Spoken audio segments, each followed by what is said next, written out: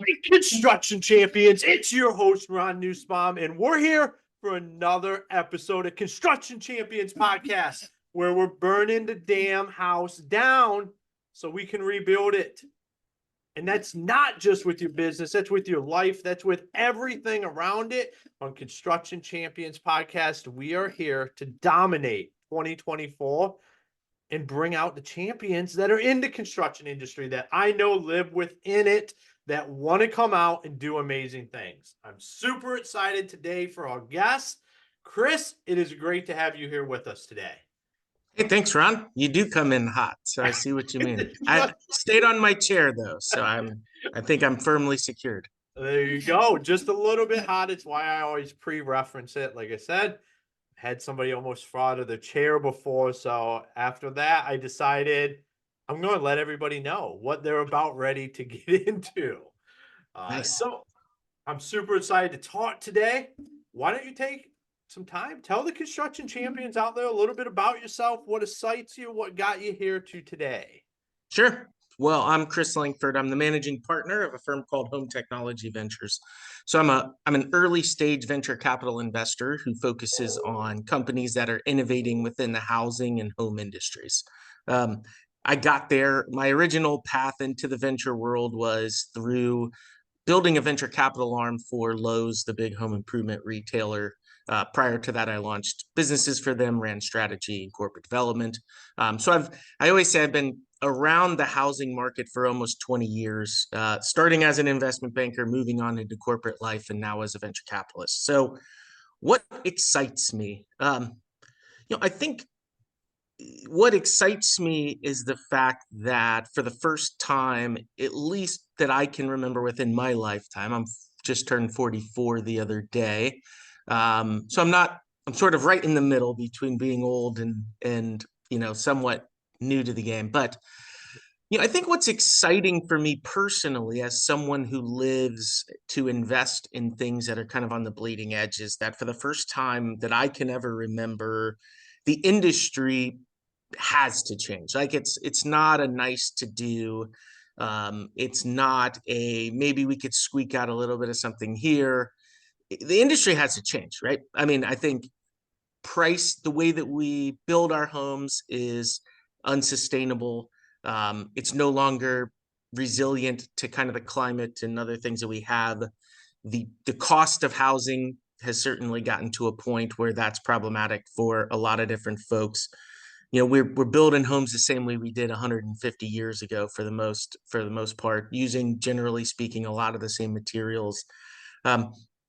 And something's just got to give. Life has changed too, right? So we there's so many elements. I know we want to dig into them. I won't just jump right in, but the point being is the makeup of society is different. The cost to attain one of the most basic needs is out of reach for so many people now. And much of that is driven by human causes and lack of industry change. And so for someone who wants to come in and fund people that are going to change the industry, I'm excited that I think it has to happen. So hopefully we'll be getting pulled a little more this investment cycle than pushing. I love it, man.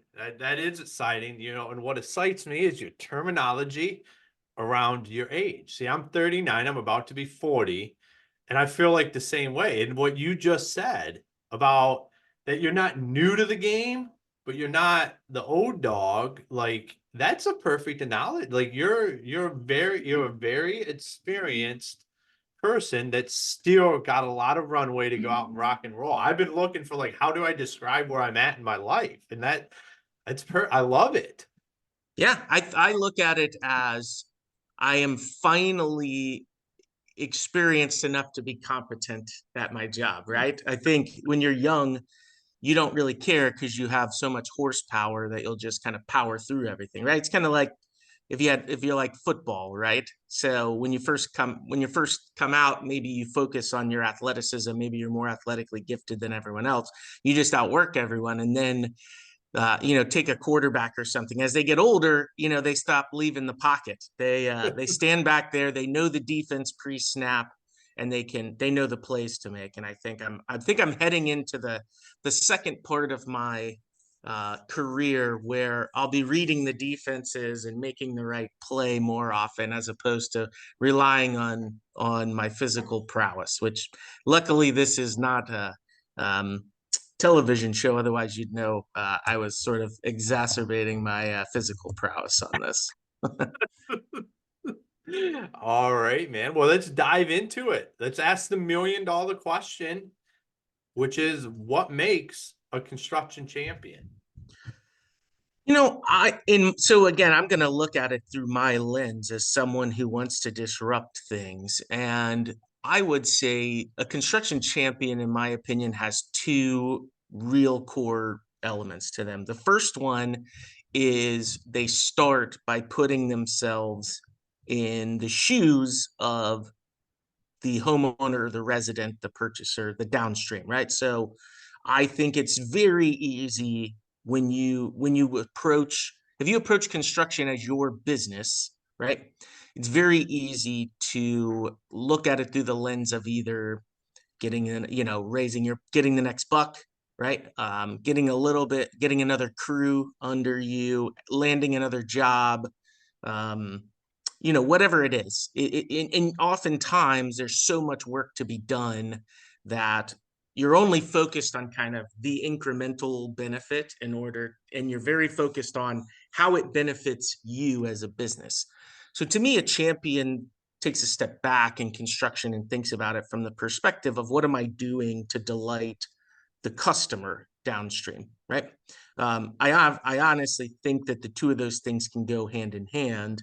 Um, so I think that's the first part of a construction champion is put myself in the shoes of the consumer, of the homeowner, of the resident, whoever it happens to be, and think through what would I want? How would I delight this person? And that could be through better service, better pricing, transparency, better communication, all those other kind of things.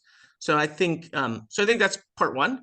And then the second part then is how do I embrace change, not resist it, right? So I think it's learning what's new out there, staying abreast of the changes that are going on within the construction industry, and how do I then adopt those things? I think construction is a digital laggard.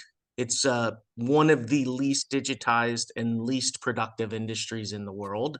That's not a Chris Langford perspective. That is like a mathematical fact about productivity. Look at it within the context of other things that we consume. Almost everything else that we consume has gone down considerably in price and complexity. And a lot of that has to do with, reducing input costs, streamlining supply chains, optimizing labor, et cetera, right? Think about the price of a TV.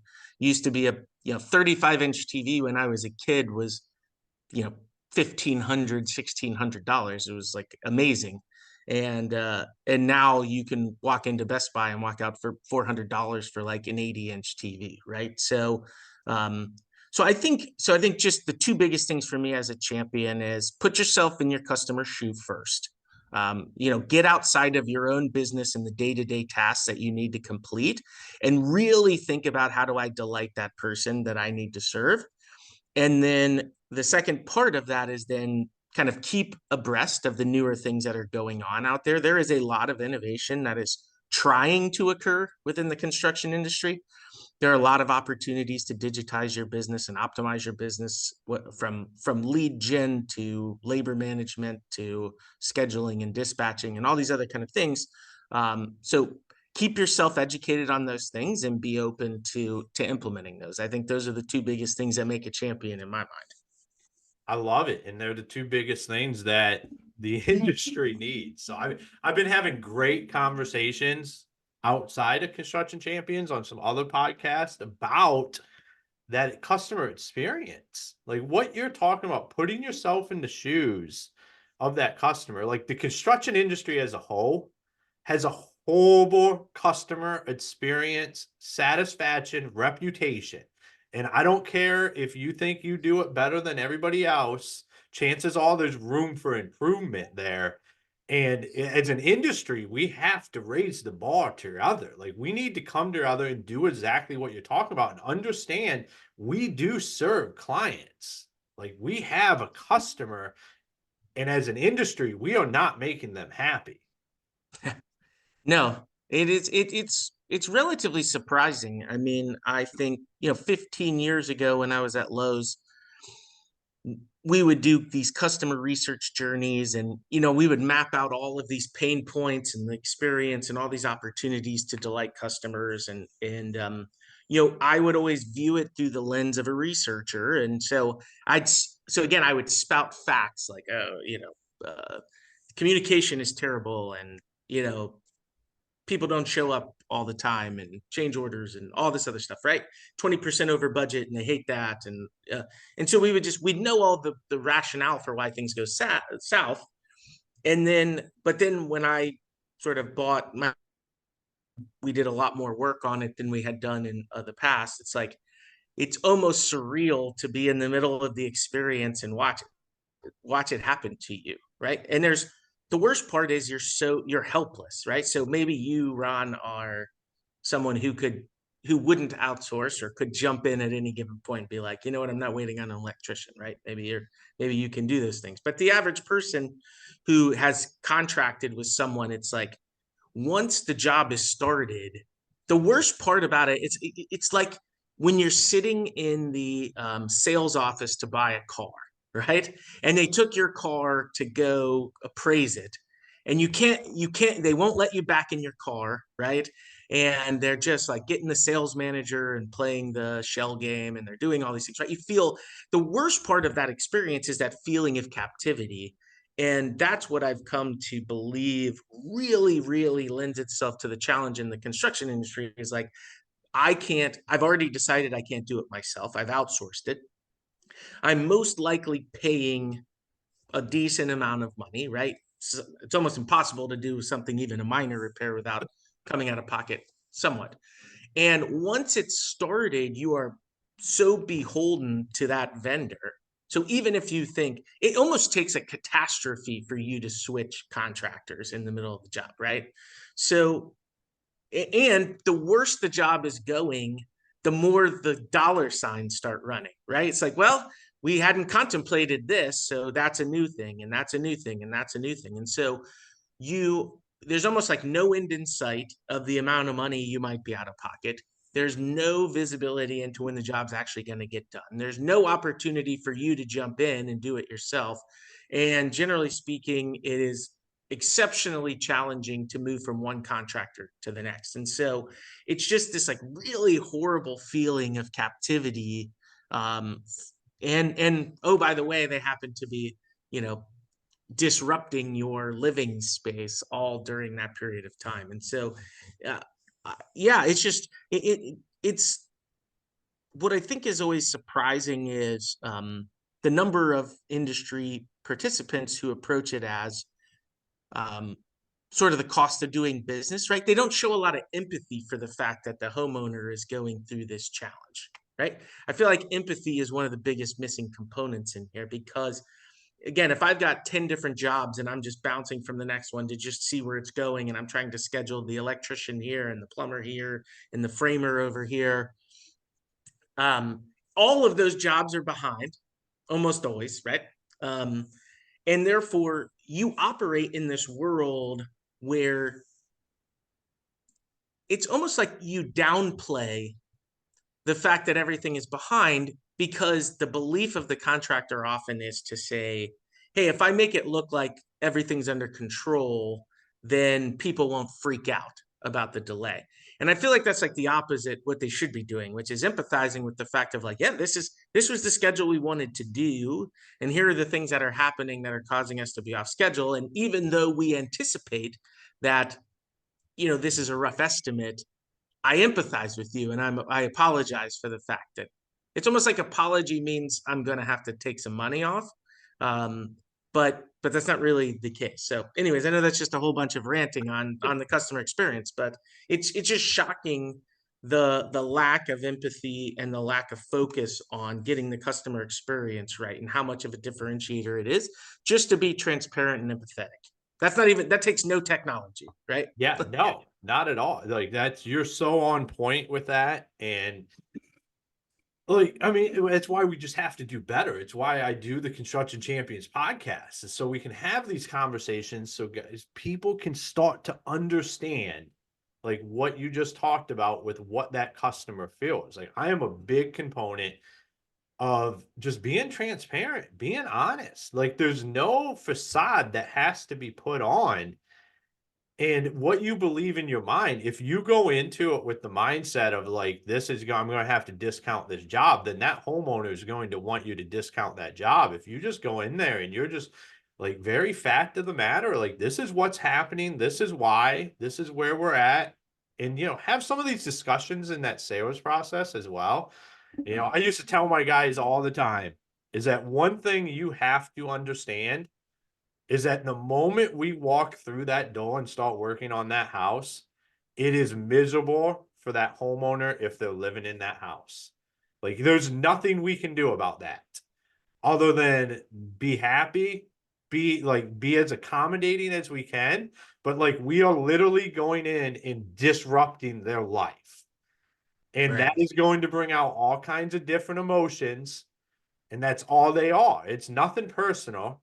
These are just emotions because you just wrecked somebody's how they do it. Like, think about if your routine got disrupted for however long, it's going to rely on a problem there. And the people emotionally respond, and then we take it personal when it's not personal. It's just we didn't have the hindsight to have these conversations or have the ability to understand we are disrupting their entire life. And if they have to move out and they're living somewhere else and they're trying to get back into their house, that's even more of a disruption. And Yeah. every delay is just a piggyback on those emotions and what they're feeling. And I think you're right on the spot when you talk about really, really looking at what we do when we start a project on somebody's house. Yeah, and I mean, I hope that this doesn't come across as like condescending or dismissive of the craft or something, but I think a lot of it starts with the idea that most construction businesses are kind of like single crew, relatively small outfits. They aren't. They're certainly not run by MBAs, and which probably a good thing.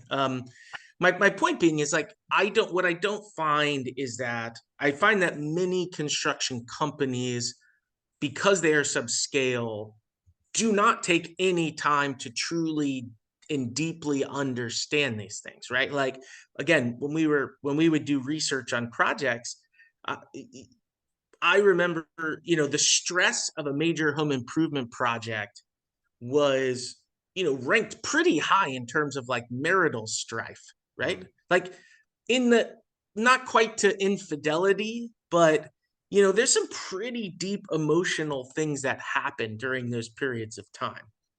And so it's you, but people don't, again, they aren't perceiving it. They know that this person maybe is combative, but if no one has ever taken a step back and read any research about construction, consumer journey, how that makes them feel, the experiences, if no one's ever asked their customer, what do you want? How could I serve you better? If they've never done a single bit of customer research, then they're just going about their day. They're swinging their hammer and getting on the lake, right? Like, that's all they want to do: swing the hammer, get on the lake, swing the hammer, get on the lake, right?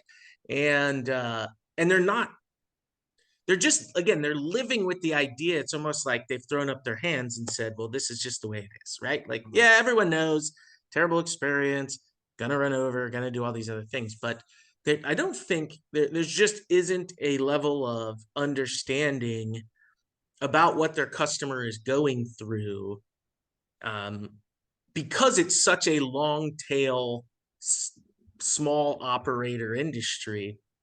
And therefore, those operators either don't have the capacity, don't have the access to that kind of research, or are just so focused on getting the next dollar of revenue in that they never really take the time to perfect their craft. And again, once they have the contract in hand, the likelihood that they're finishing out that job is is pretty high, right? So they're moving on to the next thing and kind of never doing an audit of how that experience went and what they could have done better. You're gonna get my blood pressure going here because the industry standard of that's just how it is the biggest load of bullshit. The fact that that is like that has become an industry standard. Like this all sucks so bad that it is now standard to say that's just how the construction industry is that's the biggest crock that like that is this podcast exists to destroy that. Like from episode one, I said, I am out here to destroy all these preconceived notions around the construction industry because they shouldn't exist. We can do better. We're the backbone of America. We build all this stuff, all these homes. So much stuff goes through construction for us to just accept this reputation, to accept that this is okay, is unacceptable. Yeah. Well, I think part of it is there's two big factors at play that make things complicated. The first is that the majority of issues in the construction are really a human chaos problem, right? It's like the inability to understand how a human is going to play within the scope of your system. And the second is a system design problem, right? So again, if you think about construction, the average construction job is not full of employees, right? There's like no employees on a construction site. Maybe the sort of the manager who shows up is an employee of the general contractor. Everyone else there is a sub, right? And so the chaos problem is that GCs are short on subs, right? They can only do as many jobs as their subs have capacity to do. So they run this fine line with their labor, which is, hey, I don't want to like piss off my electrician because I can't really replace him or her very easily. So they tiptoe around. They allow their subs to kind of, I don't want to say run over them, but if the sub's like, hey, I can't make it today, yeah, I mean, eventually that turns into a problem, but it's accepted because it's like, well, what am I going to do? In the same way, the homeowner in the middle of a project can't just throw up their hands and say, well, I'll just rewire the house. The GC has a finite number of skilled tradespeople, right? And so the skilled tradespeople are fully aware of this. And, within the system, so the issue is, they contract jobs all over town. They're managing their own business, which then intersects with the GC's business, who's trying to control the chaos of their business, and on and on and on, right? And so if you think about almost every other industry, what happens is it's like, I work for someone, that person has controlled all the work that needs to be done. They know that they have me for X number of hours per week, right? They know exactly what my schedule is. They can optimize it. So it's like substantially easier, right? But when I'm like contracting with someone else, and that's a relatively loose contract, and it's like, yeah, I know you got to get this job done, and that person has a lot, and the supplier has a lot of supplier power, then it just, there's a lot of weak power throughout. The homeowner has the least amount of power, it feels like, right? Once they're contracted. The GC, shockingly, even though they're running a lot of business to these subs, that power is at a minimum balanced, right? If it's not even skewed towards the sub. So the design of the system is actually pretty, it like lends itself to this problem, right? Because very few people are beholden to others.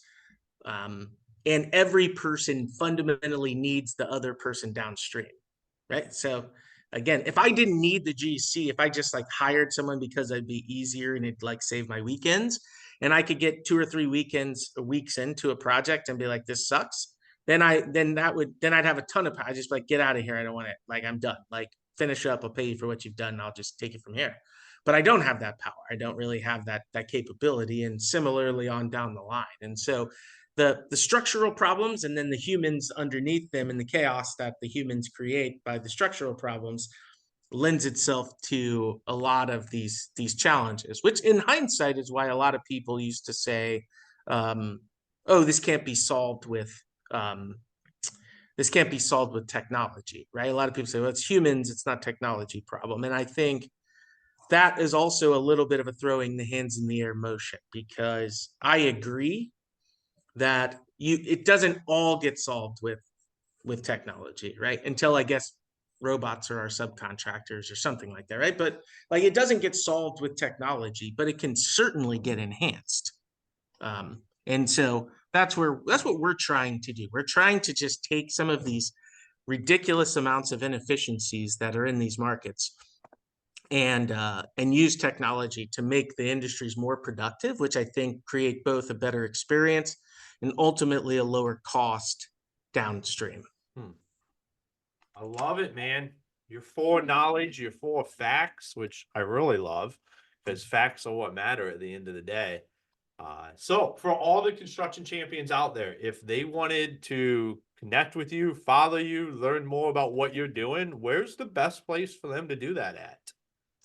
Sure. Well, if so, my email is chris@htv.vc. You can email me if you have, if you want to sort of get up to date on some things. Follow me on Twitter at CLangfordVC. Go to our website at htv.vc. So there's a couple of different ways to kind of connect in there. And we'll start publishing a little bit more content on our site and through our social channels in the coming year. So that might be, one way to get up to date. And like, if you reach out to me and you really are, you're in construction, you want to get hooked in, I'm happy to also say, hey, here's the 7 or 8 resources that I read on a pretty regular basis that can kind of keep you up to date on what's going on the innovative side of housing and construction. Awesome, man. Well, thank you for taking the time to be on the show today. Absolutely. Thanks for having me. All right, construction champions, another amazing episode where we really looked into what that customer journey looks like. What is that experience? Chris went into great detail talking about the emotions that homeowner goes through from the moment they sign that contract with you and give you a check. I know I've spoke on it here before about how we have to take that experience and completely change it. It's what a champion is meant to do. It's come in and disrupt what has always been. When Michael Jordan landed on the Bulls, they were not a winning franchise. He disrupted the shit out of that.